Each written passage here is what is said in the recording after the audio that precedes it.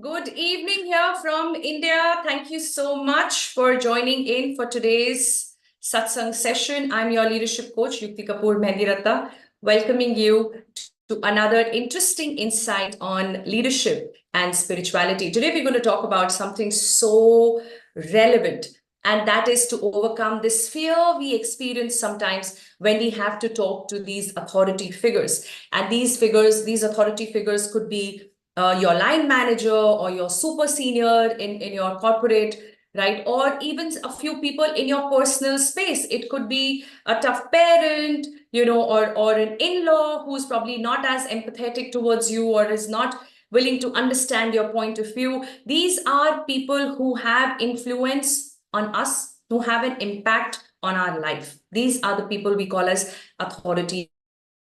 And sometimes we start building in this fear that does not let us be who we are in their presence. And I want to help you overcome that today. So before we get started, I'm curious to know how many of you experience this fear? How many of you have had this experience of feeling tongue-tied or your heartbeat increasing, or feeling anxiety or stress because you have to confront someone who has authority over you? Like I said, whether in personal life or in professional life, just give me in the chat, and I would know that you can connect and resonate with the challenge that I want to talk about today, how to overcome fear of speaking in front of authority figures. Have you experienced this fear in your life? Give me in the comments on LinkedIn, and I will know that you have experienced this. Of course, there's a bit of a lag, so I'm going to wait for a bit till I see your response. And as you put that out, let me prepare you all to be here completely in this moment. And as always, we're going to use chanting to do that. I want you to please sit comfortably wherever you are and take a nice deep breath. Relax yourself, relax your body. Keep your spine straight. Thank you for your response. I can see that here. Thank you, Anand. Azad, good to have you here. Thank you, everyone who's joined me live. Please make your presence felt every time you're here. Every time you're anywhere, make your presence felt, friends. And it's not about being a narcissist. It's not about being loud. It's about respecting your presence. You matter. You matter. And I want you to know that. And I can't say this enough. You being here in this room matters. You having a view, whether you agree or disagree, matters. Right? So drop in a message, participate fully. Because you're here. Let's be here 100%. So spine straight, shoulders relaxed. Take a nice deep breath in. And breathe out. And breathe in once again. And breathe out. And as we take another breath in, I want you to gently close your eyes. As we breathe out, we will chant Om together, the most powerful universal mantra that helps us to connect with our core, our soul, our self. Right? That's what we're going to do. These vibrations are so powerful that they can align the 7 chakras that we have in the human body, right? And when they're all aligned in one line is when you are completely focused. You bring in what we call as the flow. The experience of flow comes in when the chakras are aligned. That's the balance which is so missing in our life. And we can bring that balance back by such a simple, beautiful exercise as chanting Om. Now, we do it only 5 times in satsang sessions because that's the kind of time we have. But in your own space and time, please chant Om every day for at least 10 minutes. And those vibrations will help you to feel more centered. It's such a beautiful start of the day if you can bring it as a part of your morning ritual. So let's practice it together for now. If possible, I would like you to chant out loud right now. Yeah? If you can, if your environment allows, then please do that. Take a nice deep breath in. Om.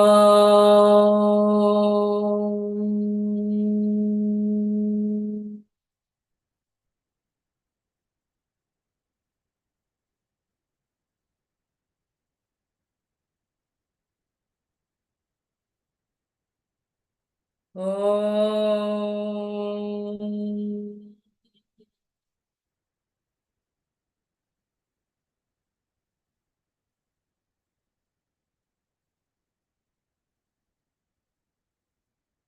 Om.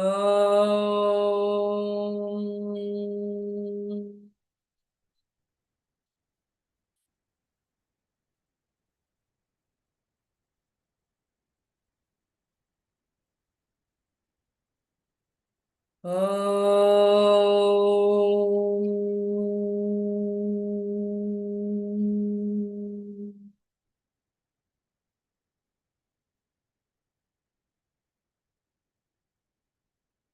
Om.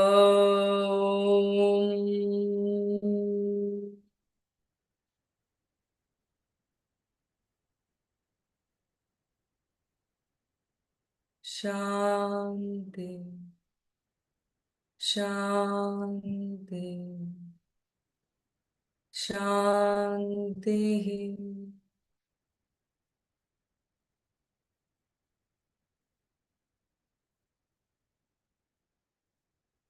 Please rub your palms together. You can feel the warmth between them and gently place them on your eyes and face and ears and your entire body, and slowly come back. How does it feel? How do you feel in this moment? Let me please see that and know that you're doing fine. And as you share that, I would love to know, which part of the world are you in today? Where are you joining me from? So I can welcome you again. I'm going to put your comments here on my phone as well, so that I don't miss out on your response here. The only way to live is to live in the moment. We've heard all this so many times that we've stopped understanding the meaning of it. When something is repeated too often, we become immune to that, like how our children are immune to us. I'm sure as parents, you realize you keep repeating yourself, and beyond a point, they stop listening to what you're saying. They're not able to understand it because it's so repetitive. And unfortunately, some of the best advice given to us in life has become repetitive to the extent that we have grown immunity against it. And that's not serving us. It's not helping us, by the way. It's not making sense. If you look at it closely, you will agree that ultimately it's all about, adding more value to my life if I learn how to live in the present moment. And what helps you do that is to bring in these spiritual practices. They're not religious practices. It's not rituals. These are spiritual practices, practices which help you to be in the moment, to be more aware of who you are, how you're feeling, where you are, what you're experiencing. This is mindfulness. Chanting is one way to do that. In fact, one of the most powerful ways to do that. But you can have your own spiritual practice that helps you to be in the present moment. If you are willing to share, I would love to know what that is. What is your spiritual practice that helps you to be in the moment?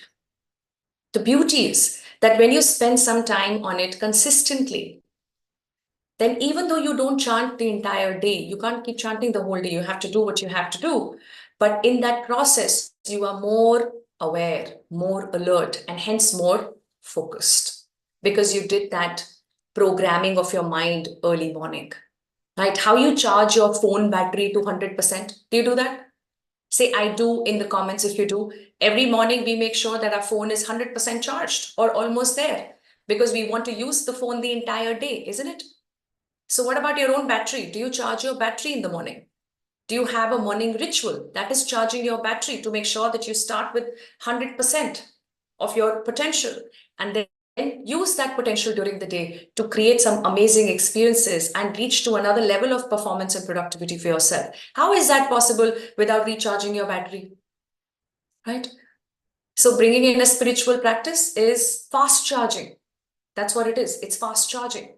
So I leave it to you if you're willing to start your day with full battery, or you want to, do with whatever there is. Right? That's absolutely a choice, isn't it, Abhirami? You've got wonderful. You have a practice, Anand. You have one. Devendu, so good to have you here. Everybody, thank you and welcome once again to this live satsang session today. And on that note, let us dive into the topic that I wanted to pick up with you all, and that is to overcome this fear, of these people who have some authority. And why that fear? Where is that fear coming from?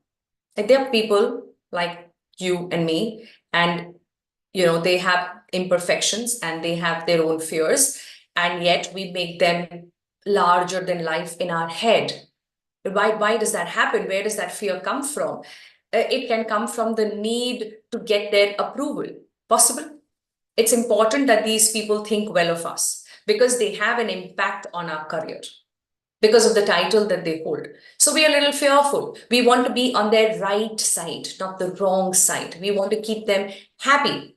We know that their opinion matters. Let's be real. Let's be practical. If you want to grow, you have to kind of keep some stakeholders happy, in the sense, manage these relationships, not by becoming a pleaser, because that, by the way, is very, very evident.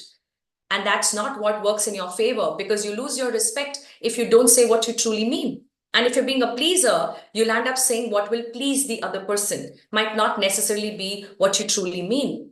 So the more authentic you are, the more honest you are, the more respect you earn for yourself, even though it might not appear that way in that moment.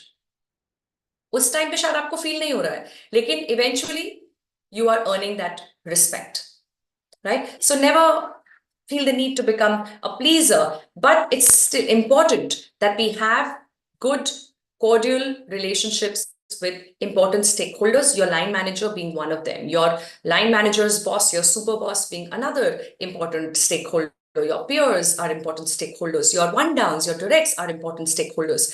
And these relationships have to be healthy. Like how you want to make healthy relationships at home. You want to have a good relationship with your spouse. You want to have a healthy relationship with your children. Even though, they have their own personality, you try your best to create cordial relationships at home with your parents, with your, parent-in-laws. These are important people. This is how our society is structured. And that's how our corporate world or business world or professional world is structured.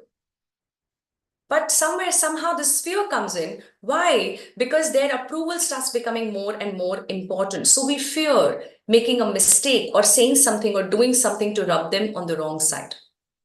Sometimes it could just be a fear of getting some harsh judgments from them. People in the name of honesty sometimes are so rude that we are not able to take that rudeness. We are okay to get the feedback. We are open to receiving the feedback. We will listen to it, accept it. But the way it is delivered sometimes is so demeaning, so disrespectful, that we fear getting this kind of, an experience in front of other people. And because they are senior to you, you can't even say much back to them. So you don't want that situation. And that is why you fear talking to them or talking your mind out to them. It could be one other such possibility that brings in this fear. And maybe it could be some bad experience you've had with somebody else at that position in the past, that you spoke your mind out. Actually, you really said what you felt, and it backfired on you so bad. You were humiliated, you had to bear the consequences and whatever else the story was. And so somewhere in your head, you created a belief that no point, even though people ask you what you really think, they don't mean it. So zip up and you don't have to say what you really do. And that brings in that fear of really opening up and saying what you need to. So it could come from wherever. But the fact is that it doesn't serve us. What I want you to remember is the fact that you are just as important in the system as these people you fear. Listen to this very carefully. The fact that you are invited in this meeting is because somebody there needs to know your viewpoint.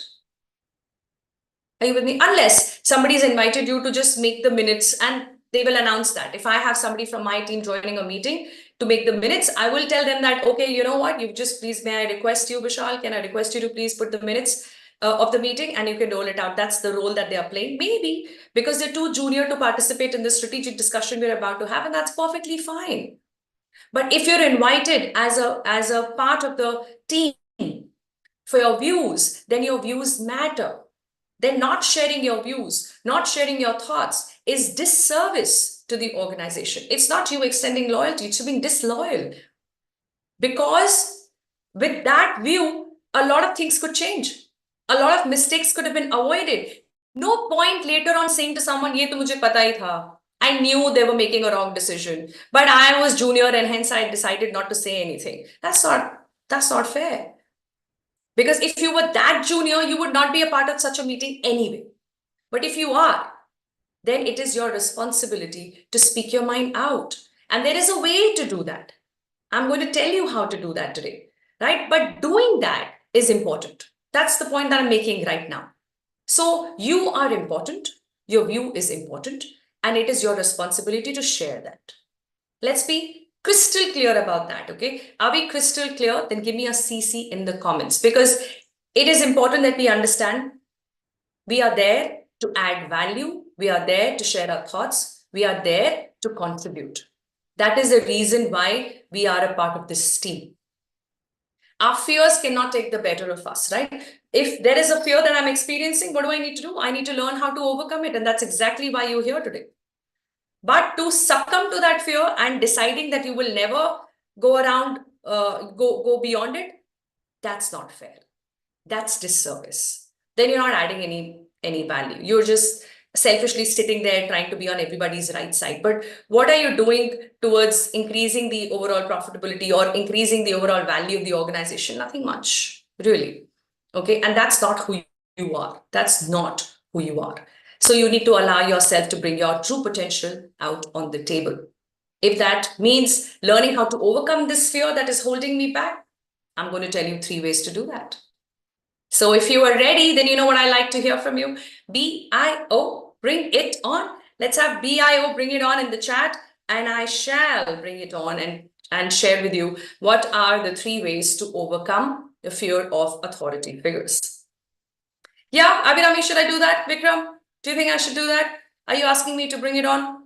If you are, then I'm more than willing to. I want you to make a note of this and also remember to use it. See, anything that we have to do which is different from what we are used to doing, जो भी हमारी आदत है ना, एक हमारी habit है, वो हैबिट को मेंटेन करना इजी है because अब वो हैबिट हमारे कंफर्ट जोन का पार्ट बन चुकी है, right? It's now part of our comfort zone to be who we are, who we have been. But when we learn something new and it resonates with us at an intellectual level, it's not enough.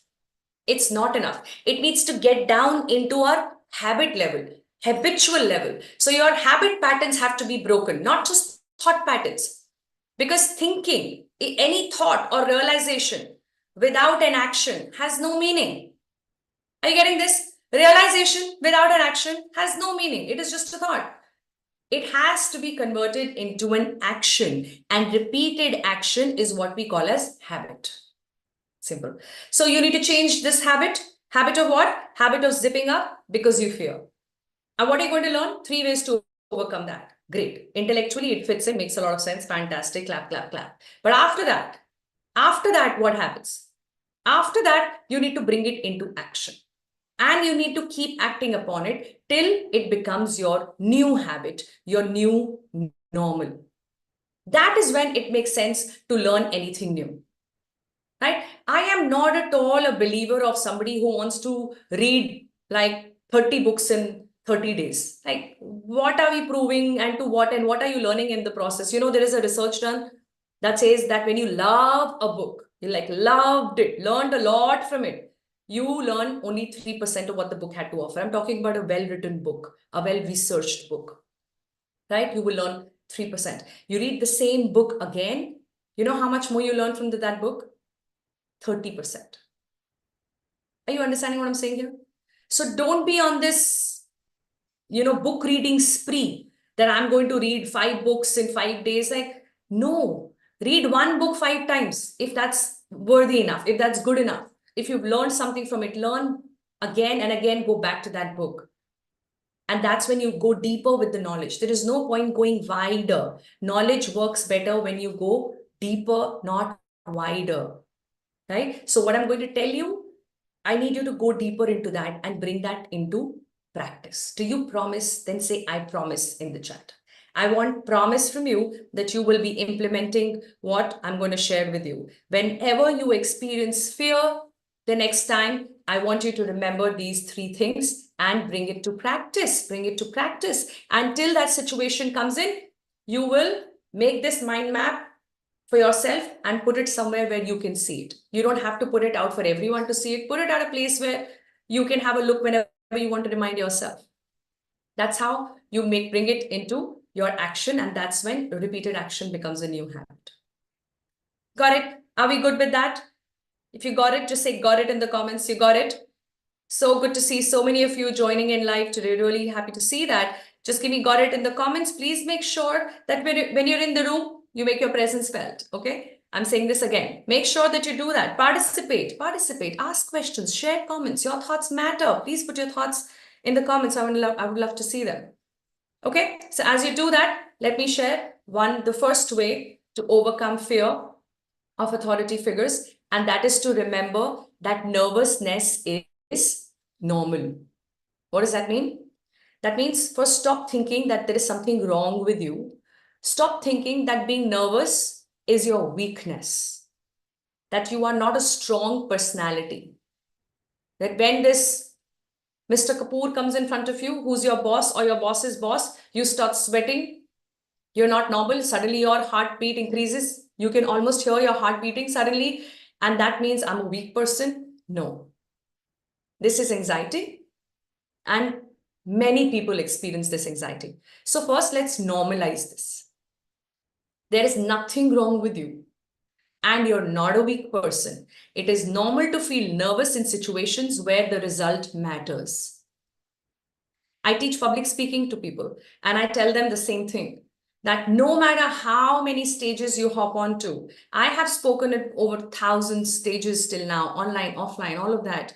And let me tell you, even today, when I have to go back on stage, up on stage, anywhere, I'm nervous, I'm anxious, I'm a little stressed, and that's a good sign, because that tells you that this event matters, that what you're about to do matters, and that is what puts you in a situation where you are more aware. You're trying to put out your best. It's a good sign. So if you're nervous, it means that you have to be more mindful of how you're going to behave in this situation, because the consequences would matter. So it's keeping you more alert. If you're nervous, do not judge yourself. Please know that it's absolutely normal. The second thing is to show the bigger picture to the person you are talking to, this authority figure. And for that, you have to first remember the bigger picture. What do I mean by this? Say there is a situation where your senior is asking you to do something and you have a different thought, or you disagree with what is being said, right? Or a situation where you are given some unrealistic deadlines and you know that this is not possible. It is not possible to complete what he's asking us to do in 2 days. It's going to take 3 days or 4 days or whatever that number is, which is more realistic with all your best efforts put in, right? The best possible scenario is 4 days as against maybe 2 days deadline that your boss is giving you. Now, how do we overcome this fear? By practicing how to make that bigger picture visible to the boss or to this authority figure, right? So we say that we both have this goal. The goal here is to be able to deliver this to the client by next week, right? And we both are working in that direction. However, with the limitations that we have, which is 1, 2, 3, to me, it appears that the best case scenario is 3 days from now and not 2 days. We need your guidance to help us understand if we can do better than this. But this is the plan that I wanted to propose to you. You are being honest, you're being authentic, and you are ready with some facts. You're not saying it because you want to take it easy. You're saying this because this is the best possible scenario as per your understanding. This is what you think is the best case scenario. Please be ready to be challenged. It's okay to be challenged. It's okay for someone to say, no, actually, you're putting in too much buffer. In my experience, it doesn't take this long. Don't do it like this, do it like that, and it'll take you lesser time. Possible, na? The reason why somebody is at a higher position is because they have a little more experience. You have a higher position than a few other people. Why? Because you have more experience than them, correct? What looks very difficult to them is not so difficult for you. When you were in 10th grade in school, your 7th grade mathematics was not so difficult for you, right? Correct? Now you have 3 years of more understanding of many more concepts, which can make 7th grade mathematics much easier when you are in 10th. But those who are in 7th and going through it for the first time find their portion very difficult, right? It's the same logic. It's the same logic in a professional space as well. So obviously what you are considering as a big challenge and you think this is a roadblock because I have 25 years of experience and you're talking to somebody who has 30 years of experience, allow that person to challenge you with some facts and some more detail and another approach that maybe you have not considered, you've not looked at. Possible, right? So at the same time, it's important to share what you think. Just because you think that अगर उन्होंने बोला है 2 दिन में होगा तो होगा, but मुझे नहीं समझ में आ रहा है कैसे होगा, I need to tell that, I need to communicate that, I need to also remind this authority figure I'm speaking to about the fact that we both are aiming towards the same goal. You have to focus on the shared goal. Please listen to what I'm saying and take this in your personal life. It's the same thing. It's the same thing. You have an argument with your parent or your in-law. The argument is what? For the good of the family or for the good of the house? One of the two, usually. Either the family or family member or the house. How about starting the conversation by saying, I see where you're coming from. We both have the same goal. We both want the family to be healthy. And this is my way of doing that. Or this is what I think we should do. And you put your view out. But just because you have a view does not mean that's the only view. That's what I'm trying to bring to your attention. It's okay for it to be challenged. It's not okay for you to not share your views at all because you matter and your views matter. And every time you hold yourself back from sharing it, you take away some small part of your own self-confidence. Slowly, you will start believing that I'm not smart enough. I don't think sharply. I'm not important enough. All that will start coming in. Let me tell you that. It's human psychology. So what do you need to do? Create a voice for yourself. But you don't have to make sure or ensure that that voice is the loudest in the room. No, others have a voice too. You're getting what I'm saying? So just because somebody who has more experience is talking to you does not mean that's gospel's word. It is their view, and you can have your own view as well. And that brings us to the third important point, and that is to practice empathetic assertiveness. Empathetic assertiveness. Be empathetic towards the other person's point of view and be assertive about your own. And they both can and need to go together. They need to go together.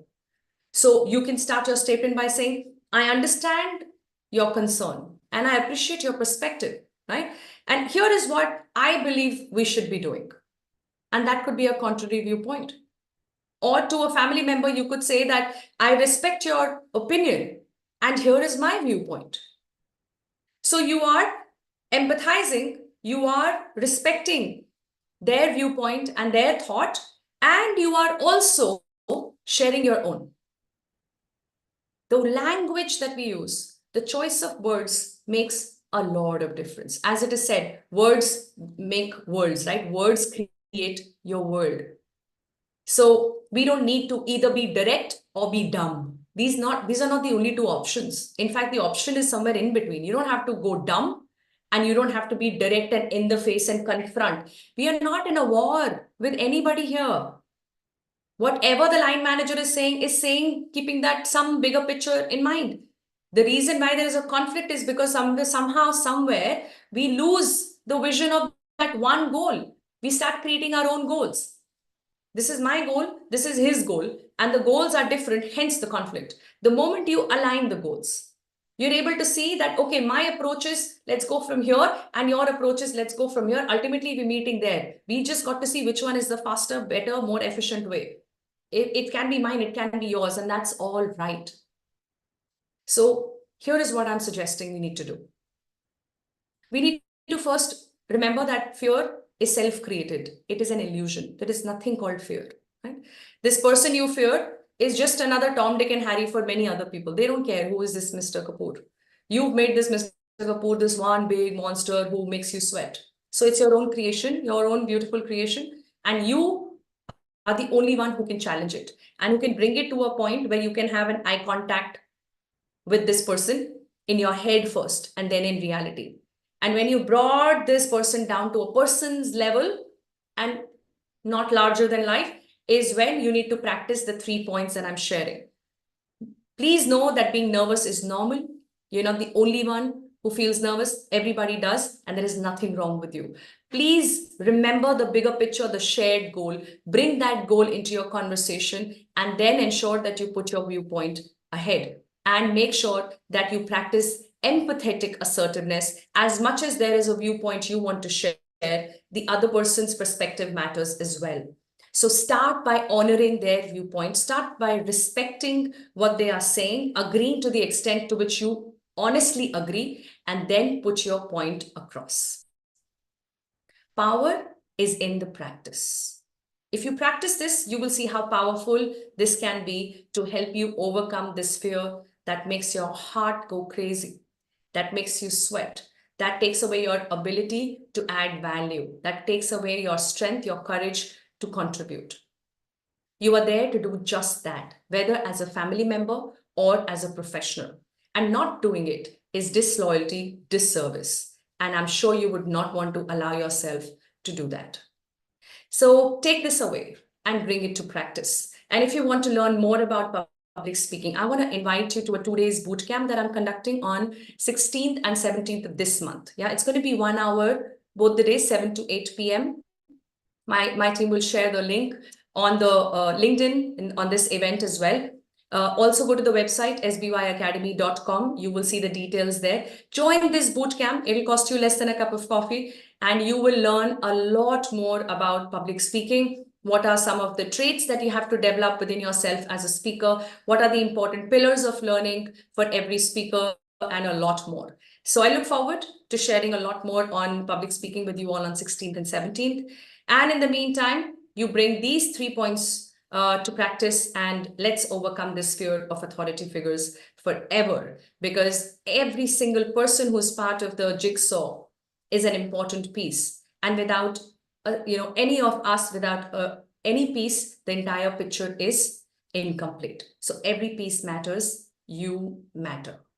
Thank you so much for your amazing participation and undivided attention in this satsang session. Once again, I want to request you to join me again next week, every Tuesday, 8 to 8:30, for another insight in the space of leadership and spirituality. Till then, please take good care of yourself. Happy Gudi Parva, happy Navratri, happy Yogadi to all of you. Let's celebrate newness on this day, and let's bring in the new you that can keep everything and everyone at par and not be taken up and carried away with anything anymore. Thank you so much. God bless you all. I will see you soon.